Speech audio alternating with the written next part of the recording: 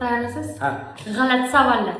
Men sizni hamma перепискalaringizni o'qishim yoki siz meni hamma перепискalarimni o'qishingiz? Siz meni hamma перепискalarimni o'qishingiz. Men sizlarni o'qimaysizmi? Birinchidan erdaman, ikkinchidan dugonalaringiz video tashlagan bo'lishi mumkin, ro'molli dugonalaringiz bo'lsa. Keyin yana o'zi shuni ham ayting, o'g'il bolalar, erkaklar qizlarni Telegram, Instagramlarini ochib olishiga qarshiman. Shaxsiy пространство degan narsalar bor. Green flagsizsiz? Astagfirullah.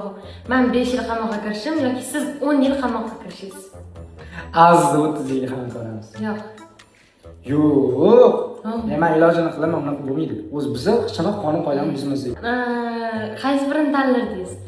Men tam chestniy, umuman yolg'on gapirmaydigan, hech kimga ozor bermaydigan, lekin g'irt kambag'al puli yo'q bo'lishimmi? Mana sizni pulingiz hech narsangiz menga yordam bera olmaydi, tushundingizmi?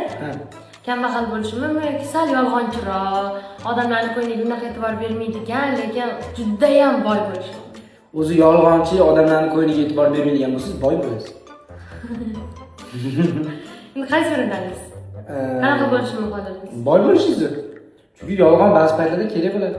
Men sizni hamma men bilishimni xohlamaydigan sekretlaringizni bilishim yoki siz bilib qolishingizni xohlamaydigan sekretlarimni bilishingiz. Sekretlar bo'lmadi. Endi agar bo'lganda ham Siz menikini bilmaysiz. men siz meni kim bilasiz? Babish narsa o'zgarmaydi. Butun umr baxtli yashashimiz, lekin yonimizda aziz bo'lmasligi. Aziz bo'lmasa butun vaqtli yashaymiz.